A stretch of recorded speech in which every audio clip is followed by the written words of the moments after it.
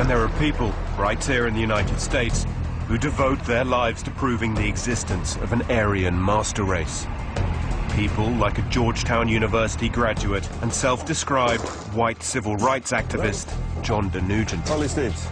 Oliver Stone, did you say? Ollie Steves. I did not kill JFK. I'm sorry, you have the wrong number. Can we come in? Thank you.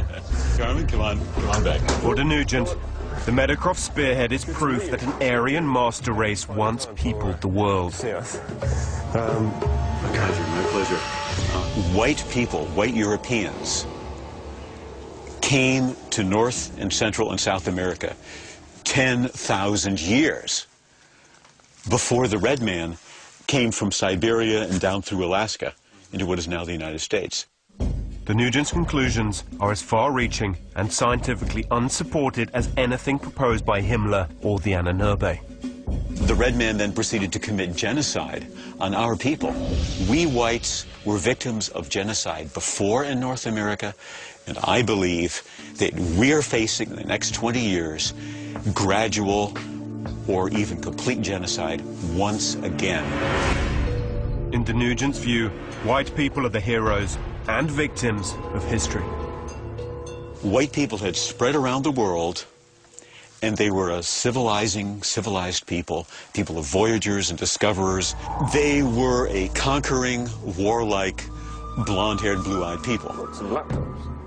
John de Nugent holds views that many find deeply offensive, but he still has a large audience. So there is a massive international web community that taps in and follows you online to learn about your theories, your thinking, your understanding of history. There are people all around the world, and of course, there's cyber warfare being waged against my website. As he gets to know me, de Nugent reveals his admiration for the Nazis. Not a Hitlerite. I disagree with some of Hitler's policies, but Hitler was fighting for white people. He was fighting against the Jewish takeover of the media and the financial system and the banking system. De Nugent's ideas about America have only the most speculative evidence. And beliefs about places like the Canary Islands are just like those of the SS, myths presented as truth.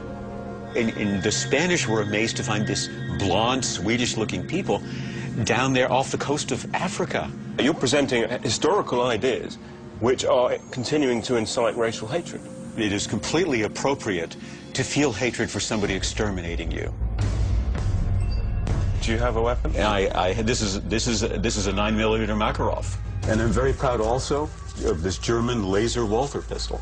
Every American has a right to have weapons. This is why we became a free country. Is that cocked? Yes, it is. Can we uncock it? Without pointing it at me? Why do you need to have them cocked? Well, isn't that dangerous? It could blow a hole in your leg, or worse, your family jewels.